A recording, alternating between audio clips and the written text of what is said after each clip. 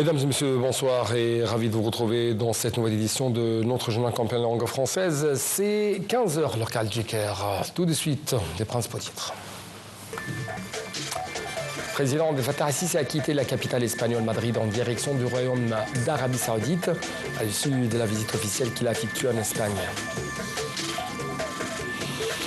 Le Hamas a remis aujourd'hui à la Croix-Rouge 4 cercueils contenant les dépouilles d'otages à Gaza, dont celles de 2 enfants et de leur mère.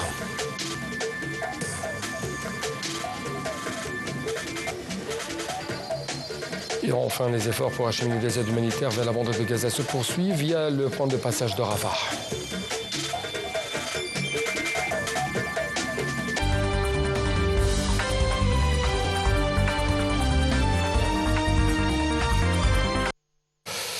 À l'une donc de cette édition, c'est le président égyptien Abdel Fattah al-Sisi qui a quitté la capitale espagnole Madrid en direction du Royaume d'Arabie Saoudite à l'issue de la visite officielle qu'il a effectuée en Espagne.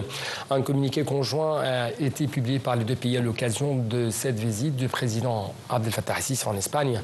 Ce communiqué conjoint soulignait l'engagement des deux parties à renforcer le partenariat régional et ses institutions, à promouvoir le dialogue politique et à coopérer dans des domaines d'intérêt commun liés aux relations euro-méditerranéennes. Le communiqué a de même affirmé le droit des Palestiniens à rester sur leurs terres et à rejeter toute tentative de les déplacer. Il a insisté sur la nécessité d'un cessez-le-feu permanent à Gaza afin de permettre la distribution de l'aide alimentaire à la population du territoire. En outre, le communiqué a déclaré que l'autorité palestinienne était responsable de la phase de rétablissement de la stabilité à Gaza et dans les territoires palestiniens. Ce communiqué a de même appelé les donateurs internationaux à s'engager activement dans la conférence de reconstruction organisée par l'Égypte. Le communiqué a également insisté sur le soutien des deux États à l'honneur roi et a rejeté toute tentative de substitution à son rôle. Enfin, l'Espagne a salué le rôle de l'Égypte en tant que médiateur et garant de l'accord de cessez-le-feu.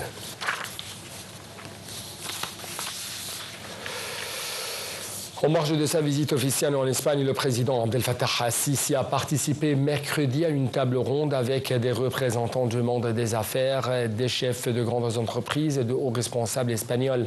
Le porte-parole officiel de la présidence de la République a indiqué que le président avait souligné l'importance de renforcer la coopération économique et les investissements entre l'Égypte et l'Espagne, exprimant l'appréciation de son pays pour le rôle important fructueux joué par les grandes entreprises espagnoles opérant en Égypte dans divers secteurs vitaux.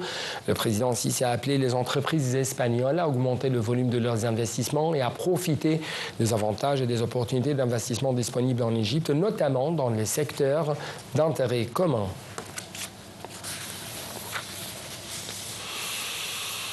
Également, Monsieur le Président, Abdel Fattah al-Sisi a réitéré la position constante de l'Égypte appelant à l'application intégrale de l'accord de cessez-le-feu à Gaza, soulignant l'importance de la reconstruction de la bande de Gaza sans déplacement de ses habitants. Le président Sisi a fait cette déclaration lors de son entretien mercredi à Madrid avec le Premier ministre espagnol Pedro Sánchez.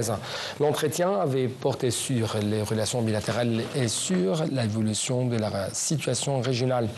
Le Premier ministre espagnol a affirmé que l'Espagne était entièrement d'accord avec la position égyptienne qui rejette les déplacements des Palestiniens hors de leur territoire, ajoutant que l'Espagne soutiendra tout ce qui sera émis par le prochain sommet arabe qui se tiendra en Égypte concernant la question de la reconstruction de la bande de Gaza et le plan égyptien à cet égard. Il a souligné la nécessité d'appliquer la solution à 2 États.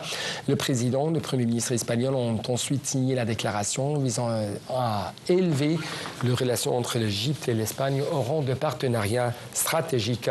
Ils ont de même assisté à la signature d'un nombre de protocoles d'accord dans divers domaines. Les deux parties ont ensuite tenu une conférence de presse conjointe au cours de laquelle le président Abdel Fattah al-Sisi a souligné la nécessité d'une mise en œuvre intégrale de l'accord de cessez-le-feu et de la poursuite de l'échange des prisonniers ainsi que des détenus et l'entrée de l'aide humanitaire nécessaire aux Palestiniens.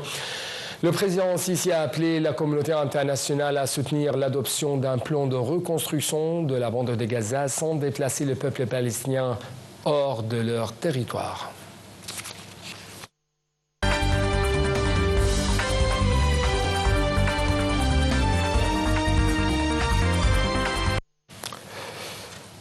Le ministre des Affaires étrangères, Dr Badr Abdelati, a eu un entretien téléphonique avec son homologue croate. Les deux ministres ont discuté de l'importance de capitaliser sur l'élan positif réalisé par la récente visite fructueuse du Premier ministre croate en Égypte et qui a été marquée par la signature de plusieurs accords et protocoles d'entente visant à renforcer les relations bilatérales, notamment sur le plan économique. Les ministres ont également salué les résultats du Forum des hommes d'affaires égypto-croates. En outre, ils ont échangé leur point de vue sur le développement récent au Moyen-Orient et en Europe, ainsi que les efforts déployés afin de renforcer la sécurité et la stabilité dans la région. Le Hamas a remis jeudi à la Croix-Rouge 4 cercueils contenant les dépouilles d'otages à Gaza, dont celles des 2 enfants et de leur mère.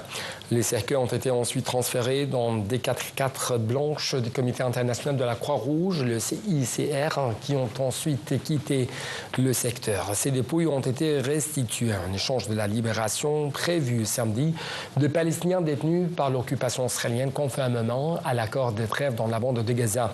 Le Hamas avait annoncé en novembre 2023 la mort de Shiri Bibas et de ses 2 enfants dans un bombardement de l'occupation israélienne à Gaza, mais Israël n'a jamais confirmé. Rappelez que l'accord de cessez-le-feu, composé de 3 phases, est entré en vigueur le 19 janvier après 15 mois de guerre dévastatrice lancée par Israël contre les Palestiniens dans la bande de Gaza. Le Hamas s'est dit prêt mercredi à libérer en une seule fois, et non pas en plusieurs étapes successives, tous les otages encore captifs dans la bande de Gaza lors de la 2e phase de la trêve avec Israël devant commencer le 2 mars. Le chef de la diplomatie israélienne, Najid Ansar, a assuré qu'elle commencerait cette semaine. Le Hamas doit ensuite livrer samedi 6 otages vivants en échange de la sortie de prison de Palestiniens détenus par Israël, conformément à l'accord de trêve. La proposition du Hamas de libérer en une fois les otages restants lors des phases suivantes témoigne, selon le responsable du mouvement, Tahir Hanounou, de sa pleine volonté d'aller de l'avant en vue de consolider le cessez-le-feu et parvenir à une trêve durable. La dernière étape de cet accord de cessez-le-feu doit porter sur la reconstruction de la bande de Gaza, toujours en ruine actuellement.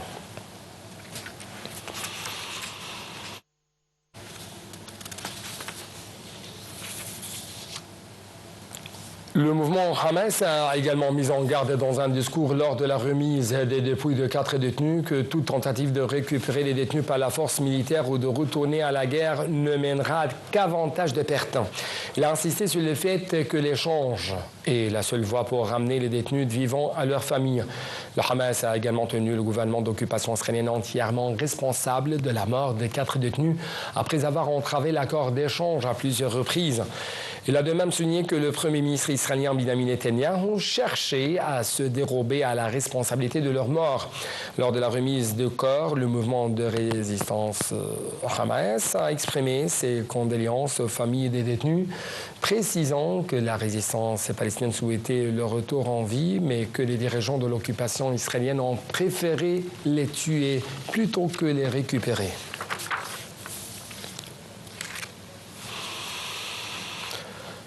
Sur les terrains, les efforts pour acheminer les aides humanitaires vers la bande de Gaza se poursuivent via le point de passage de Rafah. 115 camions d'aide humanitaire et de secours, dont 5 chargés de carburant, sont entrés au port terrestre de Rouge et de Karem Abou Salem en prévision de son entrée dans la bande de Gaza.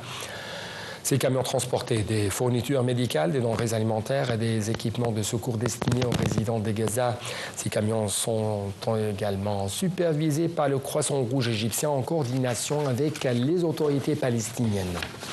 À rappeler quand même que le terminal de Rafah a également facilité l'évacuation des patients et des blessés palestiniens vers des établissements médicaux établis à l'étranger pour des traitements spécialisés. Ces initiatives s'inscrivent dans le cadre des efforts continus déployés par l'Égypte afin de soutenir le peuple palestinien face aux défis humanitaires actuels.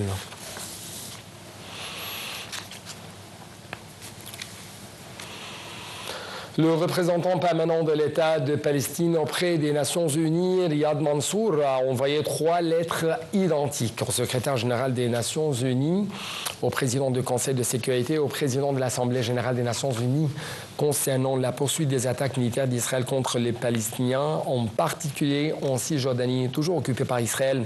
Mansour a appelé la communauté internationale à agir de toute urgence pour faire face au nettoyage ethnique mené par l'occupation israélienne en Palestine à travers ce qui est appelé la migration volontaire et l'annexion illégale des terres palestiniennes. Également, le président ukrainien Volodymyr Zelensky doit recevoir jeudi l'envoyé spécial des États-Unis, Keith Kellogg. Ce dernier avait rencontré le commandant en chef de l'armée ukrainienne et le chef des renseignements.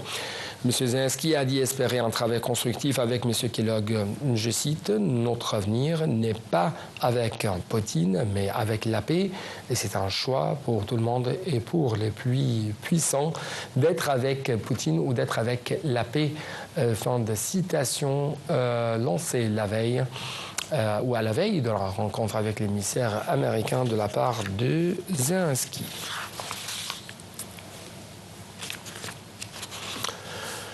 Le numéro 2 de l'état-major russe, le général Sergei Rudetskoï, a affirmé avoir repris plus de 800 km² dans la région russe de Koursk, dont une partie est contrôlée par les troupes ukrainiennes depuis leur offensive l'été dernier, dans un entretien publié jeudi. Selon lui, dans les régions ukrainiennes de Donetsk, de Zaporijia, de Kherson, la Russie contrôle toujours près de 75% des territoires, alors que dans la région ukrainienne de Lugansk, moins d'un 1% de territoire est contrôlé par Kiev.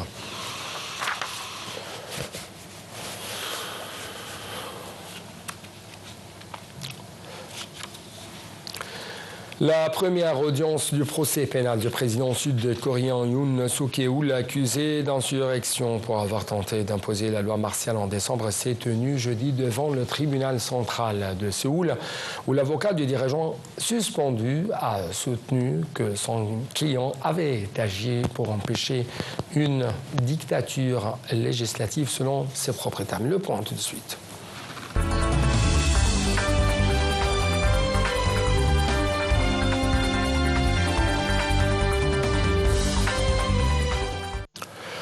Enfin, un beau temps est prévu demain, le vendredi 21 février, au cours de la matinée au Grand Caire, en basse d'Égypte et dans les côtes nord-est et quand même le nord de la Haute-Égypte. Des températures un peu froides sont prévues dans les côtes nord-ouest et un peu chaudes dans le Sinaï du Sud et dans le sud de la Haute-Égypte. Le soir, un temps très froid est prévu dans la plupart de la République égyptienne. Des pluies fines à moyennes sont également prévues sur les côtes nord et sur le nord de la basse Égypte. Et maintenant, on va vous laisser avec les degrés de température prévus en Égypte et dans certaines capitales du monde. Donc, c'était tout pour cette édition de notre journal complet en langue française. Merci beaucoup pour votre attention. Rendez-vous demain, une nouvelle édition et une nouvelle équipe. Merci, au revoir.